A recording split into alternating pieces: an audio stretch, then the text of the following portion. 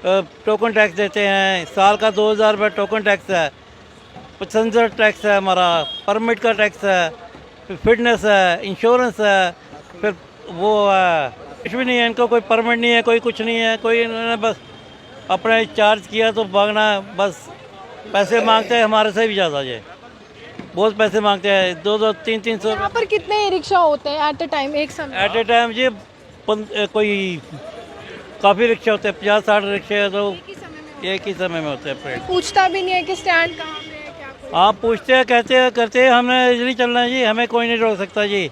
हमारे प्रेसिडेंट से बात करो जी, गोरे कपूर से बात करो। डीसी साहब कहते हैं, सरकार कह रही है कि जोन में जाओ, तो ये कहते हैं नहीं जी हमारा फ्री जोन है, गोरे कपूर कहता है जी हमारा फ्री जोन है। ये कौन सा है? ये तो बदमाशी वाली बात होगी। पैसेंजर टैक्स हम दे रहे हैं और सारे सवारी ये लेकर जा रहे हैं, और अगर इनको रोको कहते हैं यार तू बूढ़ा बंदा है, मार खानी है की गल है, ऐसे आते दबका मारते हैं। शामी 2 फुलके लभने मुश्किल हो जाए, किस्त कितों लैनी है, बच्चे की पढ़ाइयाँ कितों करनियां, फीसां ट्यूशनां कापियां के खर्चे, किताबें के खर्चे, बच्चों का आना जाना, कुछ स्कूलों के फंक्शनों के खर्चे, अस हूँ बिल्कुल लोड, मतलब कि साढ़े को इन्ना लोड पई गेदा कि अस कुछ भी नहीं कर सकते। जहाँ जम्मू कश्मीर के प्रशासन ने ई रिक्शा ड्राइवर्स के लिए कुछ रूट्स जो है निर्धारित कर दिए गए हैं उनके द्वारा, तो वहीं ऑटो ड्राइवर्स जो हैं अब लगातार परेशानी का सामना कर रहे हैं, क्योंकि स्मार्ट सिटी के इस प्रोजेक्ट के कारण इनका आरोप है कि इनके रोजगार पर सेंध लग रही है। कुछ ब्लैक ऑटो ड्राइवर्स मेरे साथ हैं, क्या परेशानी आ रही है इनसे जानते हैं। सर क्या परेशानी क्या आ रही है रिक्शा की वजह से? परेशानी सानू ये है अपने परेड के विच इस वेले ई रिक्शा का बड़ा जोर है, बहुत ज़्यादा कि 400-500 ई रिक्शा जोड़े परेड के आए हैं, ये साढ़े स्टैंड पर भी सवारी लेन दे चुकी है। इन्हें अस बड़ा आखने हथ भी जोड़ने मगर लड़ने पौंदे ने, साढ़े को सवारी आती नहीं है, असीं बड़े परेशान हाँ कि शामी तक सानू 200-300-400 रुपया बचाना बड़ा मुश्किल हो गया। मेहरबानी करिए असीं आखने गौरमेंट की भाई जेडे इनका जोन बने इन्हें अपने जोन पर भेजा जाए, तो परेड की अपनी परेड की थोड़ी खलासी करन। परेड के बड़ा कहर पई गेदा, बहुत ज़्यादा रक्षा कोई पुछ मंग नहीं है, मन मर्जी किराया वसूला रहे हैं, ये साढ़े को ज़्यादा किराया लै रहे हैं, सवारी बने तो सवारी आखदी है जी ये असीं ये 100 रुपये देइए जाए करने, मैं क्या साढ़ी गड्डी बैठो 80 रुपये देइए जाओ, कहते नहीं असीं गल कर ले रही है, ये सानू ये परेशानी आई रही है। कितने साल हो ये काम करते हैं? मैंने 40 साल हुई है परेड के आटो चलाते। परेड से चला दो? परेड के अलावा मैं कुछ नहीं गया, सिर्फ परेड ऑटो स्टैंड पर मैं चलिया। इतने कोई रूट बनाए दा, इनका कोई स्टैंड है ई रिक्शा? ई रिक्शा का कोई स्टैंड नहीं है, साढ़े फिर स्टैंड बने असं अपने स्टैंड पर खड़ोने। ई रिक्शा देखो उत्थे ढेर लगे दा, इधर भी ढेर लगे दा, पिछली साइड भी ढेर लगे दा, कोई पुछ मंग नहीं है, मन मर्जी चला रही होंगी, मन मर्जी के उपर के चले करते हैं, साढ़े लड़ने पे करते हैं। काम काज नहीं रहा? काम सारा बिल्कुल जीरो ही है, सानू 200-400 रुपये बनाना बड़ा मुश्किल हो गया, असीं बहुत ही परेशान हाँ। इंदे रोड निर्धारित किए जान तो बड़ी अच्छी गल है, जिन्हें सानू भी राहत मिले। कोई टैक्स वैक्स दिंदे हो तुस लोग?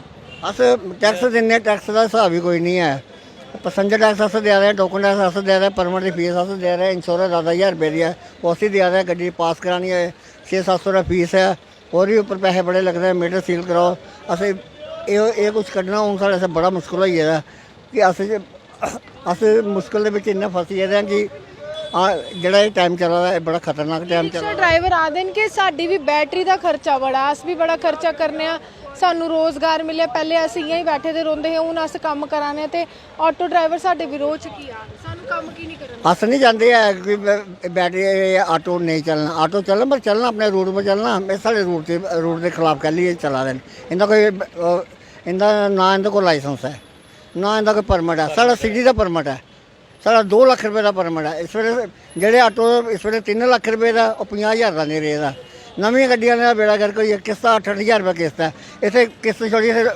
शामी 2 फुलके लभने मुश्किल हो जाए, किस्त कितों लैनी है, बच्चे की पढ़ाइयाँ कितों करनियां, फीसां ट्यूशनां कापियां के खर्चे, किताबें के खर्चे, बच्चों का आना जाना, कुछ स्कूलों के फंक्शनों के खर्चे, अस हूँ बिल्कुल लोड, मतलब कि साढ़े को इन्ना लोड पई गेदा कि अस कुछ भी नहीं कर सकते। हूँ अस सोचा ना हूँ अस किता कि जैसे गौरमेंट स्कूल पाने उत्थे खर्चा तो उत्थे भी होना, अस इन्ने परेशान हो चुके हैं कि गौरमेंट को साढ़े काले आटो के बारे च सोचे, फटाफट सोचे कि जिहदे च साढ़ा रोजगार चली सके, सानू भी जरा राहत मिले। की परेशानी हो रही है? परेशानी है जी सारी, क्या क्या परेशानी बताएं आपको।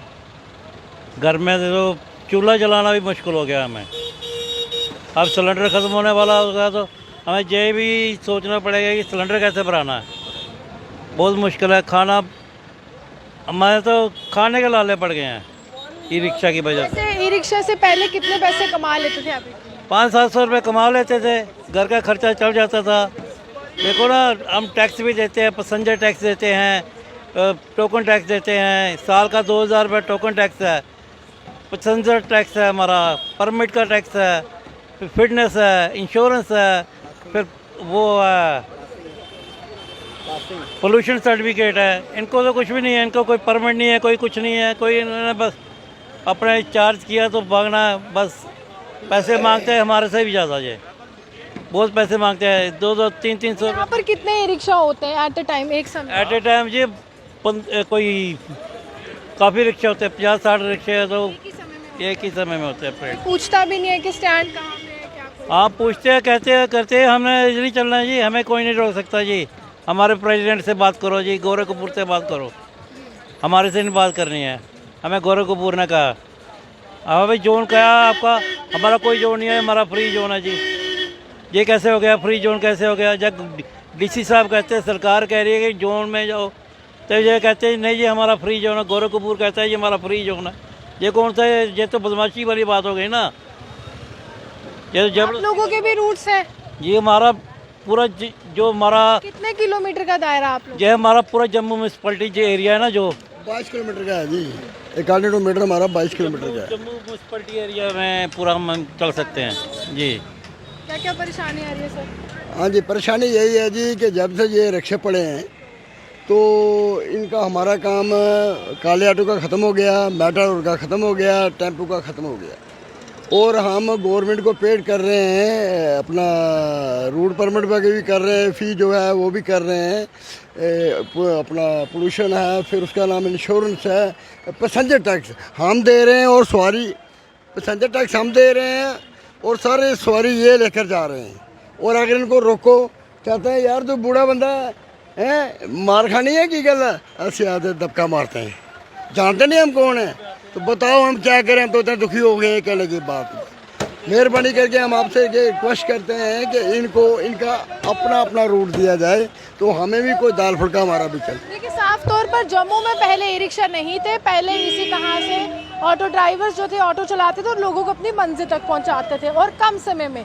वहीं जब ई रिक्शा का आगाज़ हुआ तो कीमत भी कम हुई और किराया भी कम वसूला गया, जिसके बाद आम लोगों का रुझान उस तरफ ज़्यादा होने लगा।